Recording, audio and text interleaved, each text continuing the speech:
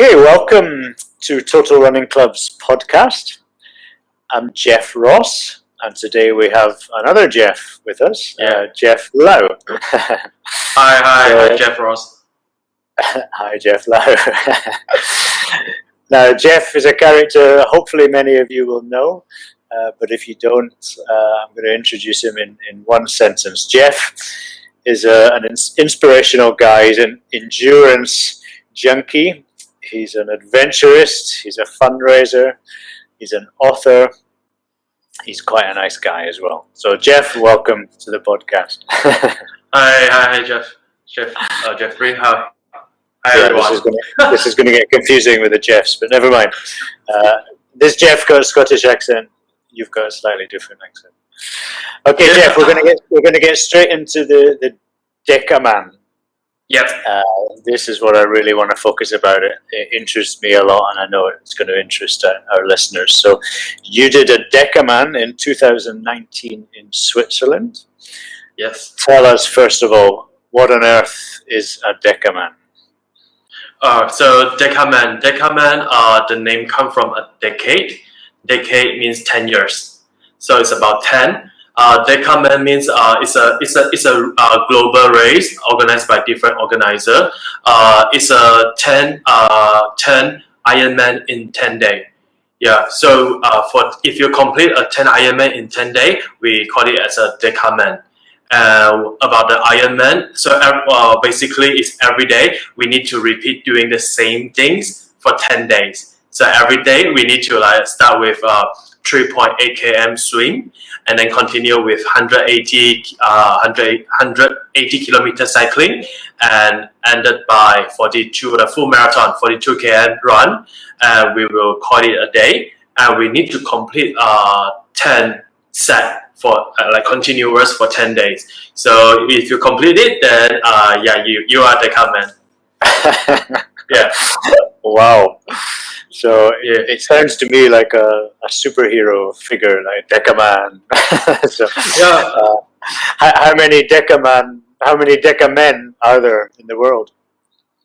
I'm not too sure because at first the reason why I participate this race, because I have no idea about triathlon, and I only done twice Ironman in Langkawi, Malaysia.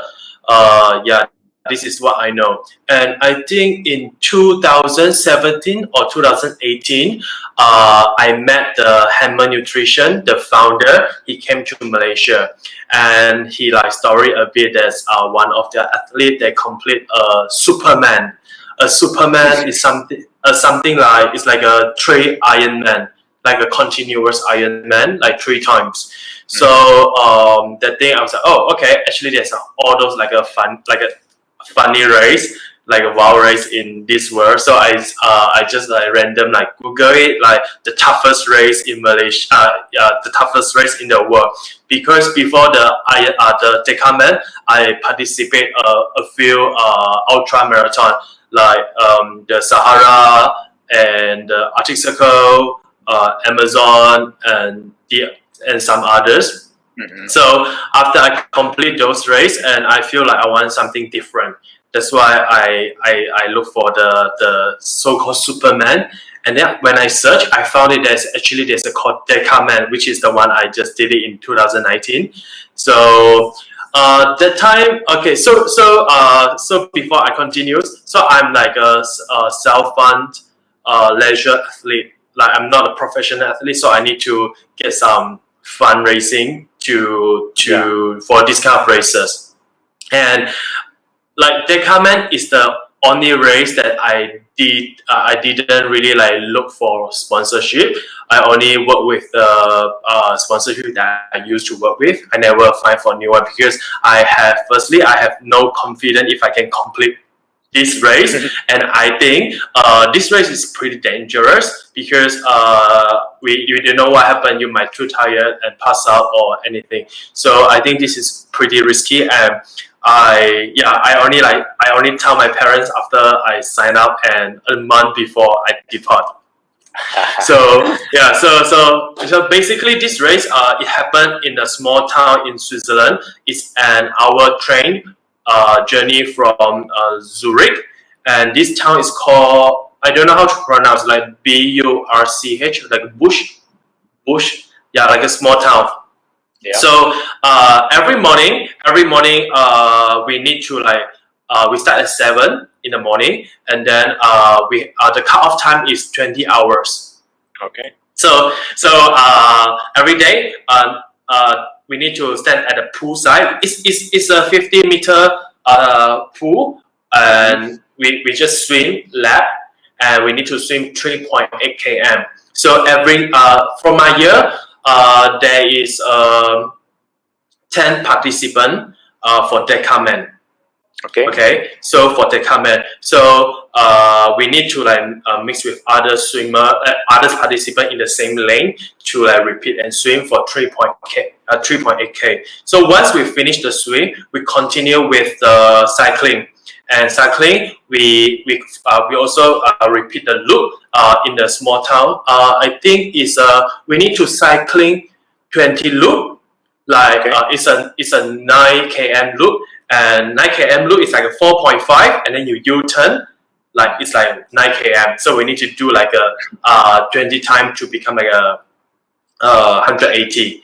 And then once we finish this, and then we need to change our riding clothes and shoes, and then we need to finish. I think it's 38 loop. It's a 1.2 km circle. So we need to repeat the circle 1.2 km for I think 38 or 36. I forgot. Wow. So once we finish it, then we done of the day, and then we go back and rest. Yeah. Let me interrupt you there. We're going to talk more about the routine, but I mean, when you tell me that, I mean, just to do that once is incredible, but to do that 10 days in a row is just staggering. I mean, for me as a runner to do 36 loops is pretty hard. It's a lot easier to do 2 loops of 20k, but so that's mentally pretty hard. But we're going to talk about your mental discipline in a little bit. So okay, so you finish a day. You've got 20 hours to do the full Ironman. Yeah. So how long did it take you on average to do each day? What was your best? What was your worst? I think my worst is day number 9, which I took 19 hours. I think almost 20 hours. And wow. I think the best day, I think is day number 2 or day number 3.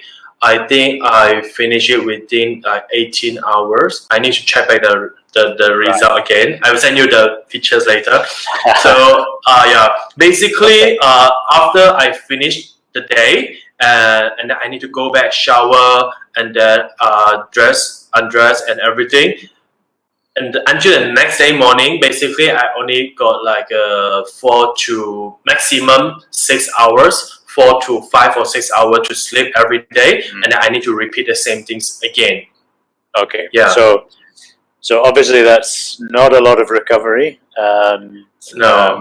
Maybe for one day you can do that, but as that accumulates, your fatigue must have been incredible. So tell us how did you feel on day 2 when you got back to stand next to the pool? I mean, what's going through your head? Because the race is end of summer, but in Switzerland it's always so cold in the morning, even it's the end of the summer, and like when I stand up in the pool, it's like so freezing cold. I think it's like 4. That's why this race we compulsory to wear a swimsuit. Right. Yeah, because the water is like 4 or 5 degrees Celsius. It's really cold. And when I stand on the pool, I said, "Oh my God, it's only day 2. We still have 9 days to go." I was like, "Oh no, again!" And then, but you still feel okay and fresh because it's just day 2, and there's another 9 people suffer together with you, so that's fine. Yeah. Did it help you a lot having the other people doing it with you? Was that very, very important? Yeah, I think when not swimming and cycling, I can't really get a company because it's more individual. But when it comes to running, because okay, this is so funny. When when at the race, a day before the race start, we have the like introduction to everyone. So when they saw me, the other participant, they thought I'm the like what's called the helping crew. But when they know, when they found out I'm one of the participants, like, oh, are you sure? Like, and then okay, that's fine.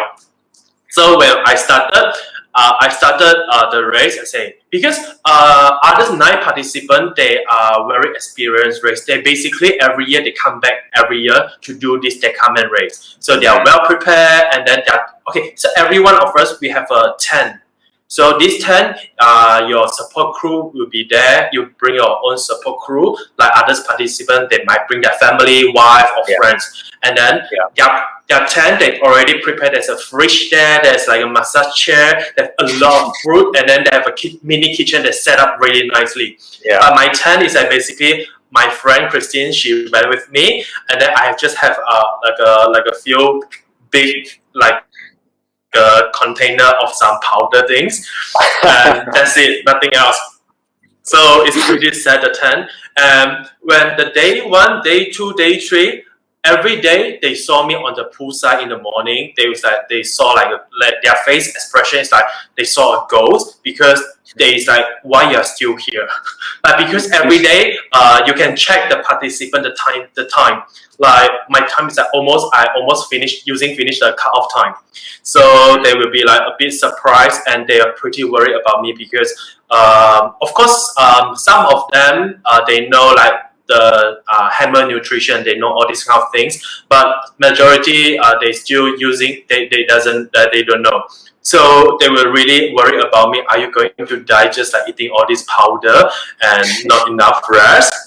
So I think they will be worried, and then they start a bit. They are not gossiping, but they will really worry. They say, "Oh my God, is Jeff going to okay?" Because when day 2 and day 3, I started to cycling like a snake. Like I was so sleepy on the cycling, and then there's participant. He will complain to the organizer, say, "Please ask Jeff to cycling nicely," because I mean fair enough, because I might injure others by like falling from the bike and injure others.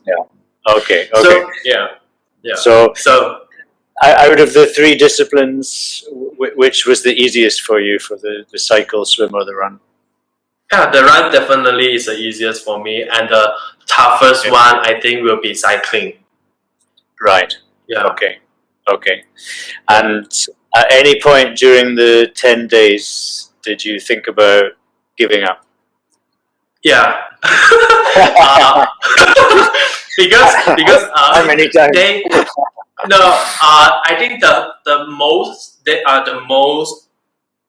I want to give up is on the day number 5, because day number 5, when we finish day number 5, we get like a small present, like you already half of the race, you have like a medal things, and then when I'm holding that thing, I said, oh my God, I have something to bring back, so can I give up now? But I was like really like I can't take it anymore.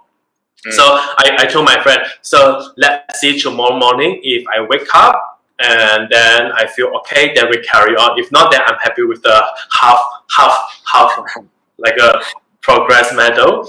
Right. And then after, and I think another thing that, so after day 5, I wake up, of course, I back to the pool again, and then the others participant, they will be like, they are not impressed. They will be like, oh my God, like, because they are very experienced, so they know if you pass the day number 5, means they are a very high percentage to let you to complete the race. So they will then tell their support crew.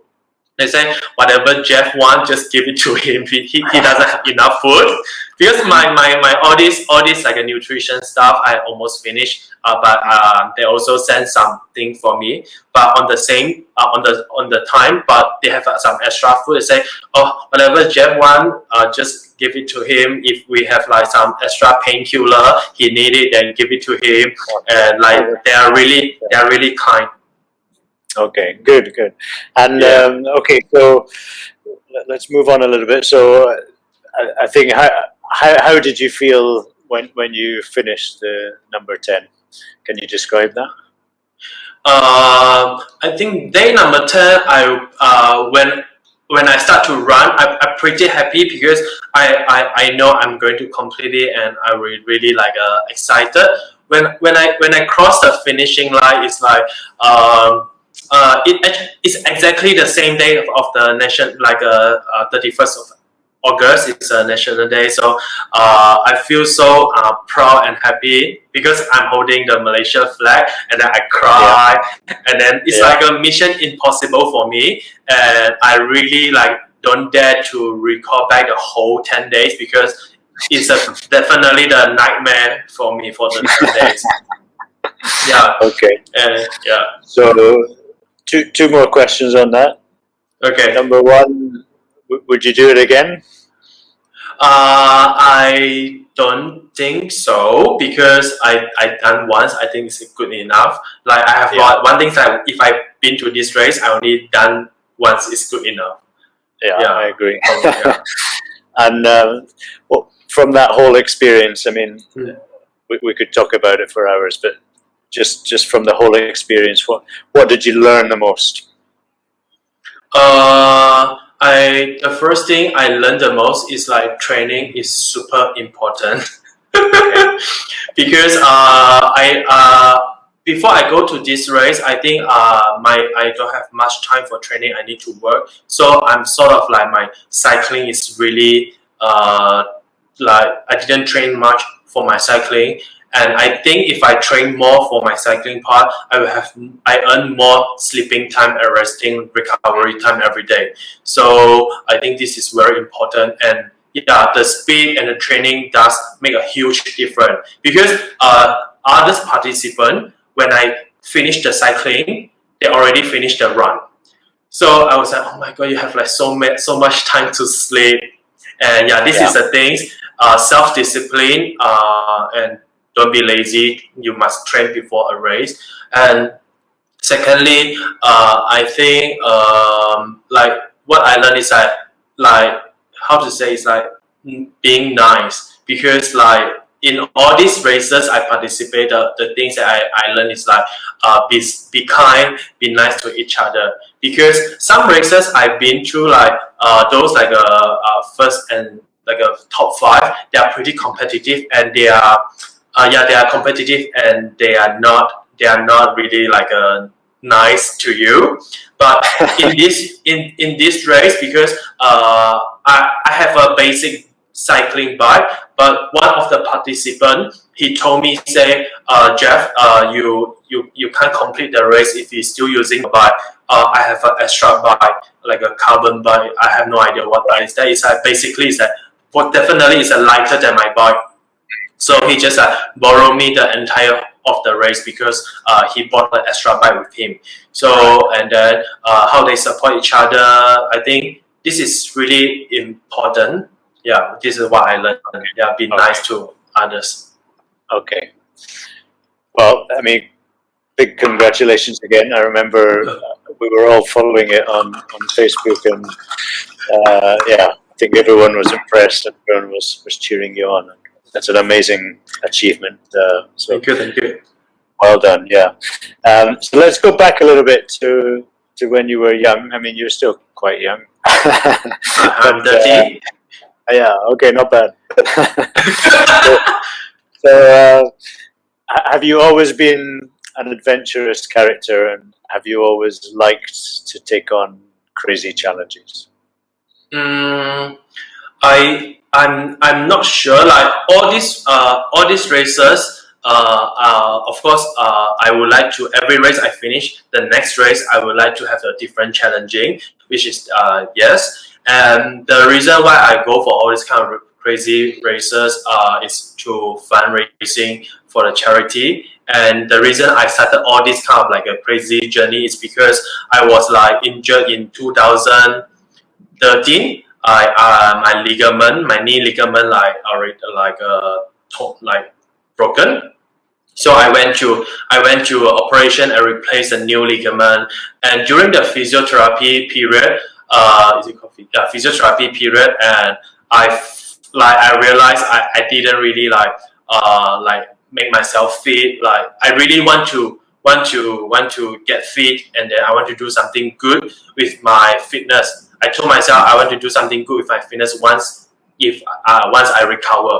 So I told this idea to one of my running friend, Mr. Dixon, and then he suggests me, say, oh Jeff, then you can go to the Sahara race, because I done this race with another famous local ultra marathon runner, Xiao Kong. Xiao Kong. So they done it in 2012, and then he said, let's do again and fundraising for the charity. And yeah, we found, so that was my first race. So every time I complete the race, I feel like I did something good, and then of course I have I'm proud of myself, but at the same time I found that actually I can help others at the same time, which is fundraising for a charity. So I told myself every year I need to do at least 1 or 2 races like this to help the needy. Yeah. Great. And but when you were young, was there a point in your life where you suddenly sort of started taking on projects, and was there anyone who influenced you in that regard, or was this something later when you got older that you started becoming adventurous? For me, I think I'm very lazy, and then I don't like sport. I just like to sleep and eat and work. That's all. I'm never a sporty person. But I think when the things that trigger me to participate all these kind of crazy races from the injured, I think is make me realize you lost something precious. Like you will like precious on something when you lost it. So I think that is the incident that make me realize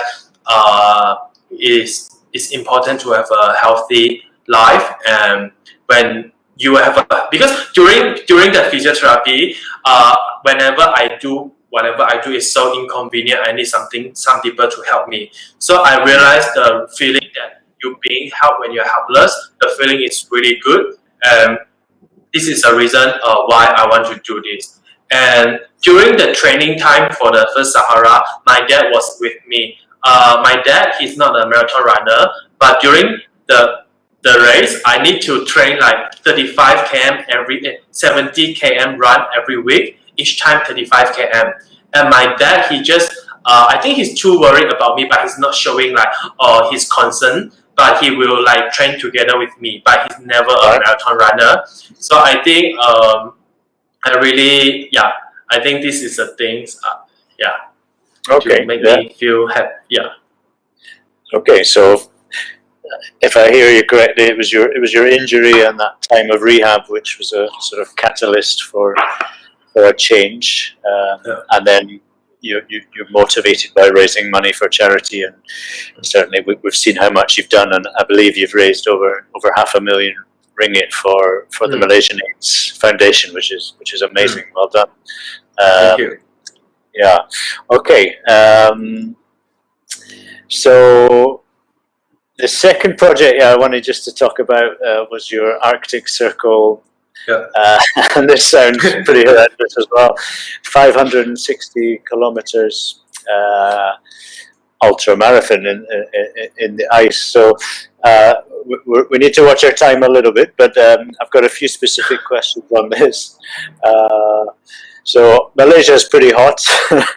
Yes, it's very hot. Arctic Circle, I'm assuming, is pretty cold. How do you train for that? First of all, can you train for that? I know I can't train for the weather, and so I just train for my fitness. What happened was, I know this race is also like a self-sufficient race. We need to bring our own food for the entire race to carry with us. So for the 8 days, and all the food and equipment is too heavy to carry at the backpack. So we need to pull a sled for the whole entire race. So what I done, I pull the tire, and then I run on the route. So this is the things that I can do for this race. And when I went to the race, it's like, of course, like I'm really not prepared at all. like all my equipment, all my jacket, all everything is not qualified because we have like a kick check. And then the organizer, he said, Jeff, this one cannot, you will die in the cold. This one cannot, your glove is not thick enough, blah, blah, blah, blah, blah, blah.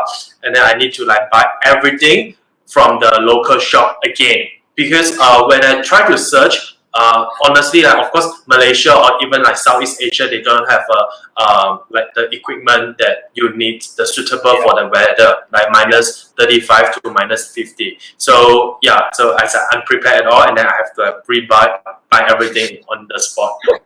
So it's probably difficult to describe, but how was the cold? Was it freezing? It's freezing. It's freezing and it's so scary because like you walk out with like a full equipment, but if you stop and stand for like 1 or 2 minutes, you will start shivering. Like you can't. You have to like keep moving, and of course like a water bottle. If you bring out, it's like within a minute, the whole bottle is like become like ice already. So it's very cold and it's pretty scary. But on the first and second day, I'm pretty excited because I never experienced this in my life. So I said, oh, okay, quite nice. It's cold. Yeah. But the race started, my nightmare like started too. Yeah. Which part of your body got the coldest? The coldest are definitely the finger because we need to wear a thick jacket and a thick glove, so it's very inconvenient to do everything. If you want to like unzip a jacket, you need to take off the glove and then do everything very fast, and then you need to put back the glove. The toes and the finger will be the coldest part of the body for me. Right. Okay. And what do you eat during this kind of adventure? I mean, what kind of food is it you're eating? So like for the Arctic Circle, I brought the like what I eat is like instant noodle, because all these kind of races, all these kind of like races, you must bring something that you love and you like it and very tasty. If before you go to the race, if you eat it at home, if you don't feel like it, then in the race definitely you will like it. So you must bring something like a really tasty but high in calories and then easy to cook food. Mm-hmm. So I bought like a instant noodle and a lot of chocolate and cheese and also what's called like Chinese. I bought like a ginger brown sugar tea, like will help you to heat up, and also the like a jerky, like a pork jerky, like a bagua, like Chinese New Year we eat those kind of jerky pork slice. Okay. Yeah, this is the food that I brought to the race. Okay. So this was a race that you weren't able to finish. No. Which is a shame, but I'm sure no one's judging you on that. As I understand, you lost one of your mandatory items, a bivy bag and survival bag, and you were therefore required to stop. How did you feel when you were unable to finish the race? Like when I know the organizer, he pull me out from the race, I was like cry like crazy because I was like, oh my god, it's sort of my fault, but the wind was so strong. I think it's on the day number 3, and I was so tired. Like my equipment on the sled is like not organized. So one of my things, a BV bag. BV bag is like a very light surviving kit.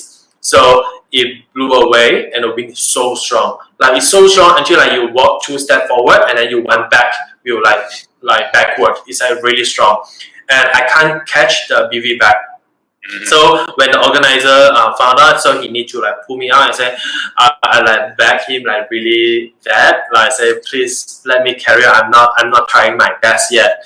And then he say, yeah, it's not you can't because you might die in this weather if you don't have a full equipment. Because this race we need to sleep on the roadside. There's no like a tent for us or camp for us to sleep. So if like a storm coming, if you don't have the equipment to hide, then you might freeze and die. So it's very dangerous if you don't have that one. So he say he have to pull me out, and then it's very kind of him. He let me back to the race on the day number 6. which is the last part of the race. The interesting of this race, of the last part of the race, is like the whole 180 kilometer we run on the ice route. So our shoes, we need to put the spike on so we can like run, and then the sled without the wheel. So it's an interesting path for the last 180 km. So he let me back, and then so this is my experience for the Arctic Circle. Okay. So you've done extreme heat races, you've done extreme cold. Which is more unpleasant, the heat or the cold? The cold, definitely the toughest one. And this is the race that I always want to go back, but I don't dare to go back because it's like really tough, and I don't think my mental is well prepared for this one. It's like, oh my god, it's so tough and scary. So okay, so I do want to quickly touch about mental strength.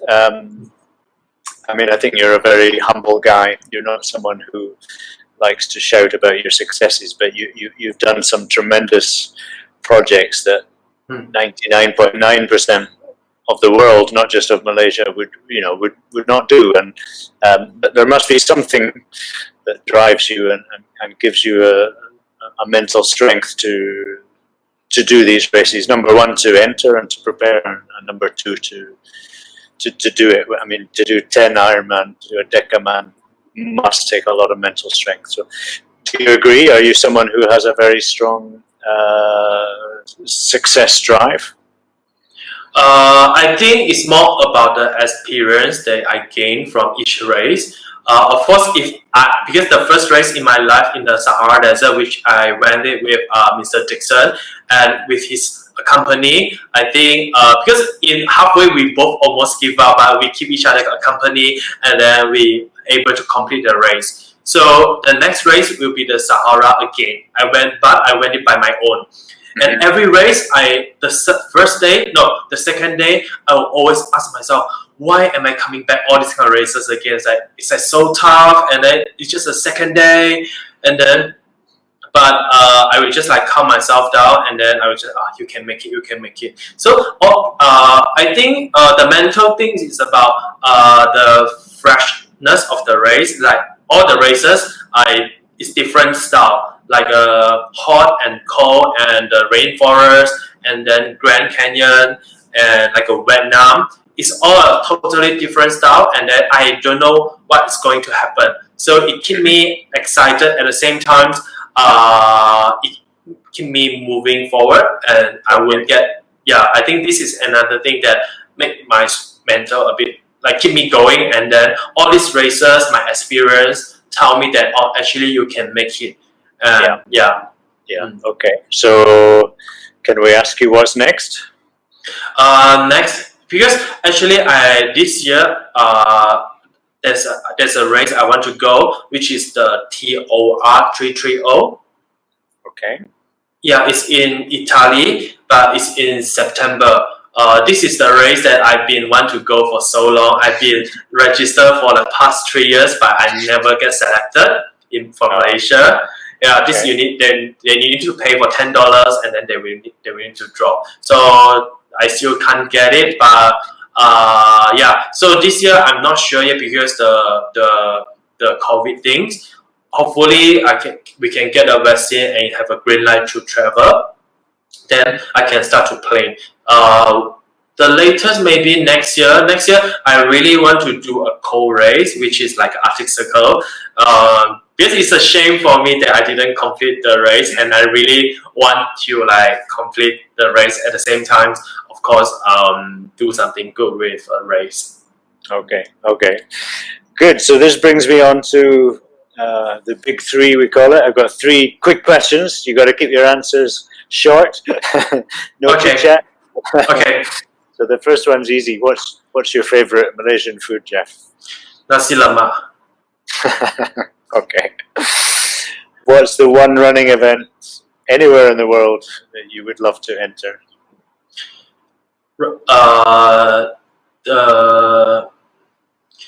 The Arctic Circle. Okay. Yeah. And what do you love most about running, if there's anything? I like it the me time that I'm having while I'm running. I can think a lot. Yeah. Yeah. Okay. I can relate to that. Thank you. Okay. So I'd love to talk more, but we're going to wrap it up there. I think what I personally enjoyed hearing about was the Deca Man. To me, it appeals to me. I share your craziness a little bit. You know, I'm someone who likes to take on a challenge, and I think that's amazing. It's maybe something I wouldn't mind doing, but I'm not sure if I'm brave enough to take it on. So that was really cool to hear about, and to do that with so little recovery time, I think must have been very hard. And seeing other people finish so much quicker, you know, these things are not really a race, are they? They're a challenge. They're an adventure. They're an experience. It's not really about winning. It's about getting through it, and that must have been an amazing experience, and very tough to do on so little sleep and recovery. And I think you learn a lot about your body doing that. I think you come across as someone who maybe doesn't prepare as thoroughly as they should, but you still get the job done. So you obviously have fun what you're doing, and I think, you know, your achievement drive must be very strong. I think you underestimate that, or you're shy to admit that. So that's amazing. So I enjoyed hearing about that. Hopefully our listeners did too. Thanks so much for your time, Jeff. Thank you, Jeff. We'll keep an eye on what you're doing next, and we'll do another follow-up once you do your next one. So sure. Let's leave it at that. So for everyone who's listened, thank you very much. Please remember to sign up on the Total Running Club website. We have free weekly content, including the podcasts. We have free training. We have free coach tips, music, articles, lots of things. So if you've not signed up, please do that. It's completely free. And we've got another guest next month for the podcast. Hard one to follow, Jeff, but we'll put the pressure on the next one as well. So, Jeff, thanks a lot. Really good to chat to you. Yeah. Thanks for having me. Thank you. We'll keep in touch. See you, mate. Bye-bye. See you. Bye-bye. Bye.